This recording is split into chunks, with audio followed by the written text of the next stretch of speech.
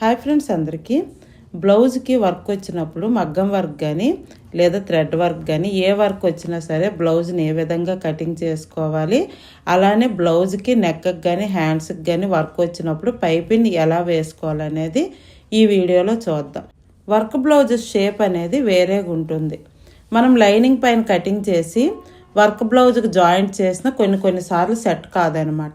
అలాంటి టైంలో ఏ blouse work వచ్చినా సరే మీరు మెయిన్ క్లాత్ పైన కటింగ్ చేసుకోండి. ఎందుకంటే అది ఎలా నెక్ వస్తే అలా మనం లైనింగ్ పైన జాయింట్ అనేది చేసుకోవచ్చు.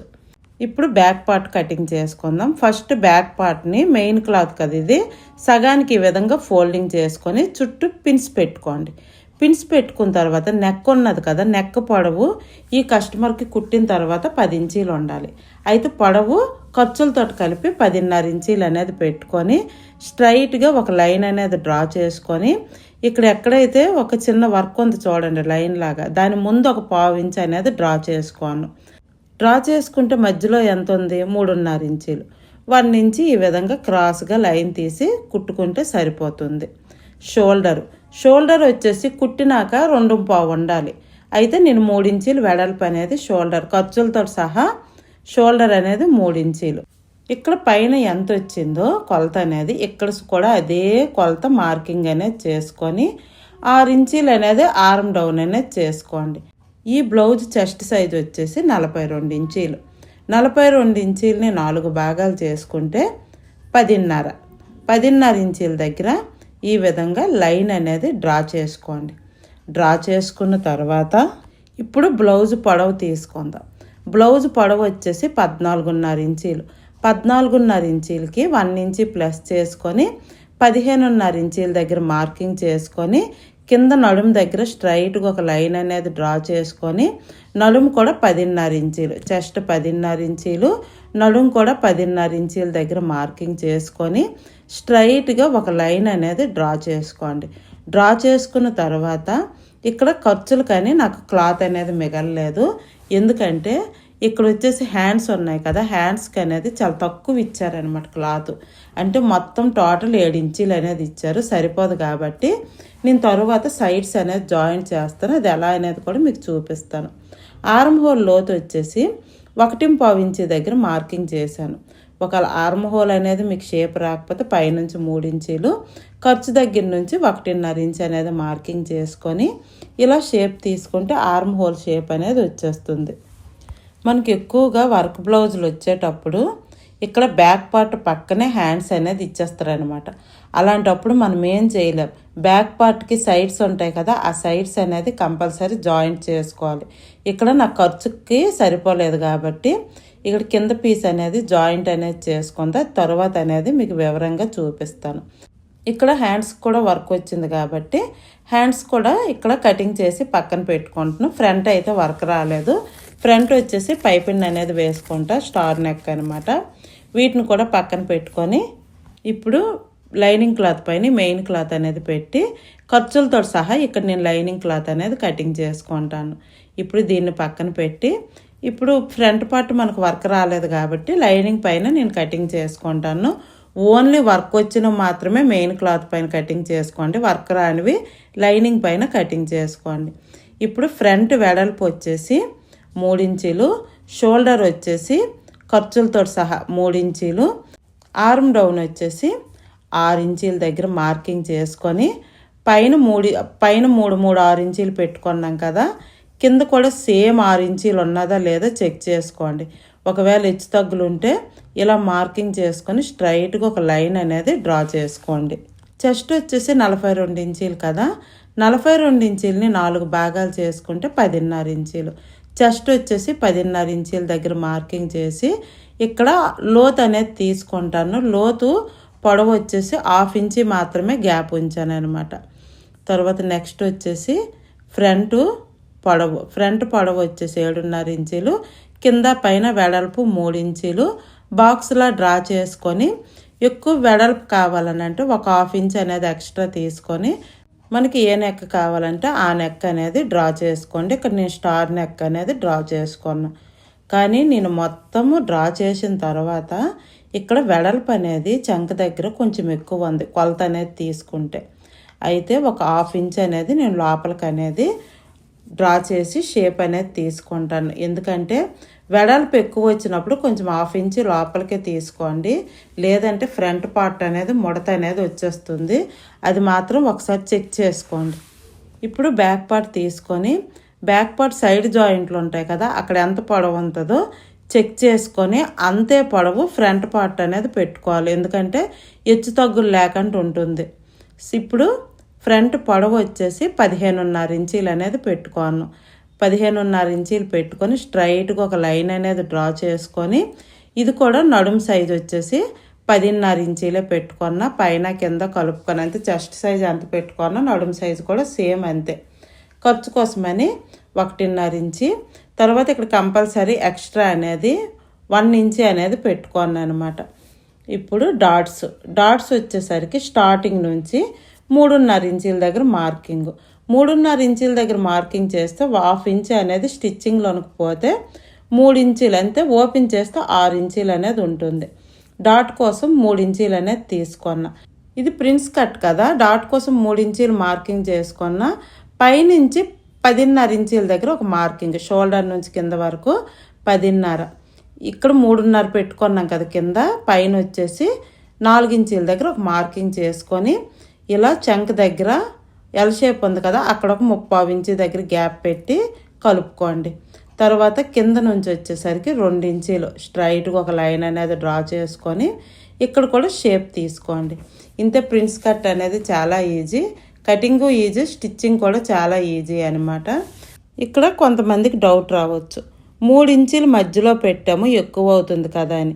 3 ఇంచీల మధ్యలో పెడితే డాట్ కోసం ఇక్కడ కటింగ్ చేసుకుంటాం కదా, దానికోసం ఎక్కువ పెడితే ఏం కాదు. ఎందుకంటే సైడ్ వచ్చేసి 1 ఇంచీ పెంచుకున్నాం కాబట్టి 3 ఇంచీలు పెడితే మనకు 2 ఇంచీలు అనేది వస్తుంది. ఆ 1 ఇంచీ ప్లస్ అయిపోతుంది కదా, అందుకని ఏం కాదనమాట. ఒకవేళ మీకు మధ్యలో డాట్ వేసుకోవాలంటే ఈ విధంగా డాట్ వేసుకోండి, లేదు అవసరం లేదని అంటే అవాయిడ్ చేసేయండి, పర్వాలేదు. కావాలంటేనే నేను ఇక్కడ తెలియడానికి ఫ్రంట్ ఓపెన్కి అయితే ఈ డాట్ అనేది కంపల్సరీ, బ్యాక్ ఓపెన్కి అయితే డాట్ అనేది అవసరం లేదనమాట. ఇప్పుడు ఏదైతే మార్కింగ్ చేసుకున్నామో ఆ మార్కింగ్ చేసుకుంది కటింగ్ చేసుకోండి. ఎప్పుడైనా సరే సెంటర్ నేను 3 ఇంచీలు డాట్ పెట్టాను కదా, అది సైజుని బట్టి కంపల్సరీ పెట్టుకోవాలి, లేదని అంటే ఫ్రంట్ టైట్ అయిపోతుంది. అది అనేది గుర్తుపెట్టుకోండి.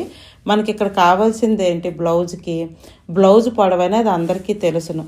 ఆర్మ్ హోల్ వచ్చేసి ఆర్మ్ హోల్ షేపు, తర్వాత చెస్ట్ సైజు, తర్వాత డాటు, ఈ 3 అనేది కంపల్సరీ. ఇందులో ఏది కానీ కరెక్ట్గా లేకపోయినా బ్లౌజ్ టైట్ లూజ్ అయిపోతుంది.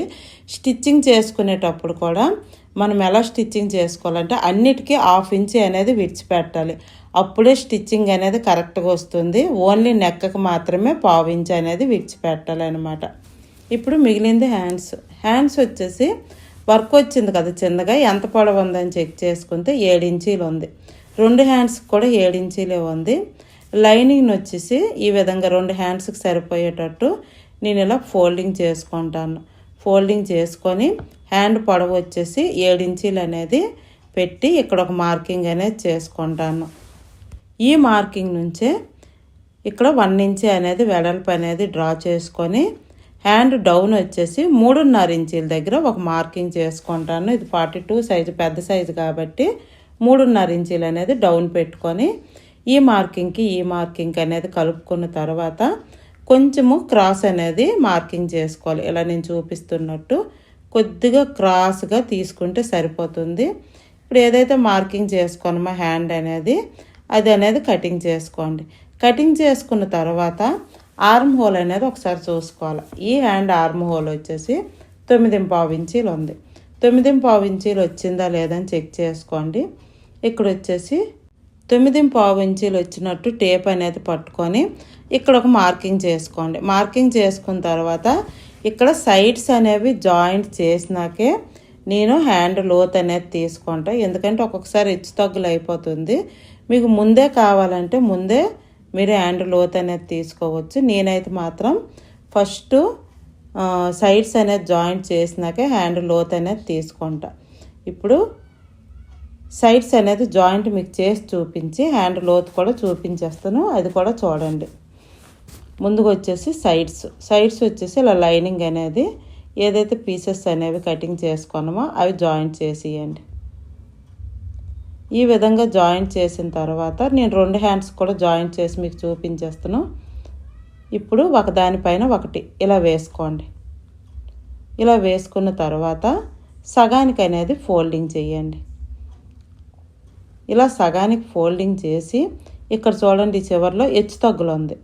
ఈ హెచ్చు తగ్గులు అనేది కటింగ్ చేసుకున్న తర్వాత టేప్ తీసుకొని ఆర్మ్ హోల్ 9.5 ఇంచీలు ఉన్నది కదా, హ్యాండ్ రౌండ్ వచ్చేసి కూడా 9.5 ఇంచీలు అనేది మార్కింగ్ చేసుకొని ఖర్చుకు కూడా 1.5 ఇంచ్ అనేది మార్కింగ్ చేసుకొని ఎక్స్ట్రా క్లాత్ ఉంటే ఆ ఎక్స్ట్రా క్లాత్ అనేది కటింగ్ చేసుకోవాలి.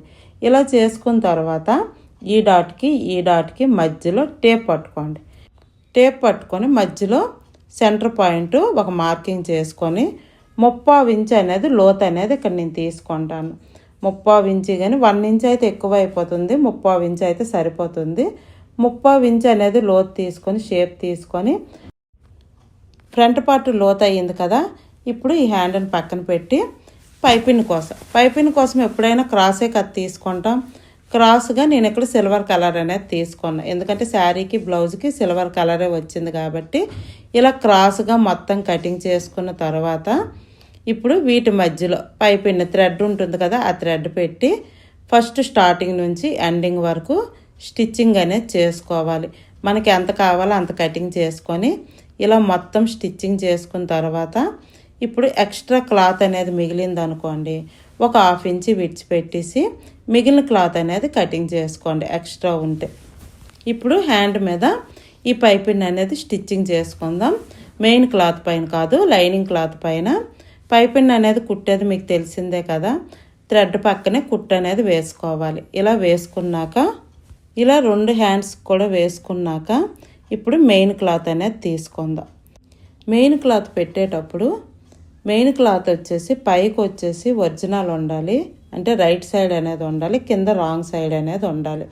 ఇలా కరెక్ట్గా సెట్ చేసుకొని మనం ఏదైతే పైపిన్ అనేది కుట్టుకుంటాం కదా, ఆ కుట్టు పైన కుట్టు వచ్చేటట్టు చూసుకోండి. అటు ఇటు అనేది కాకూడదు. అటు ఇటు అయ్యింది అనుకోండి, ఒక దగ్గర సన్నగా వస్తుంది, ఒక దగ్గర లావుగా వస్తుంది.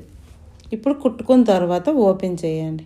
ఓపెన్ చేసి లైనింగ్ పైన ఒక కుట్టు అనేది వేసుకోండి, ఎందుకంటే అటు ఇది రివర్స్ చేస్తాం కదా, నీట్గా రివర్స్ అనేది అయిపోతుంది.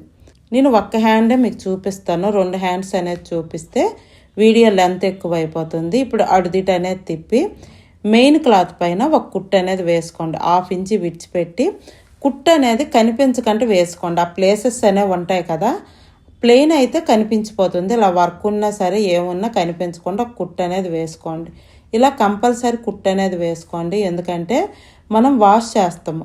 ఉతికిన తర్వాత ఏమవుతుందని అంటే ఒక్కొక్కసారి అంటే ఒక 4-5 సార్లు ఉతికామనుకోండి, లైనింగు మెయిన్ క్లాత్ ఒకటి కిందకు వచ్చేస్తుంది, ఒకటి పైకి వచ్చేస్తుంది.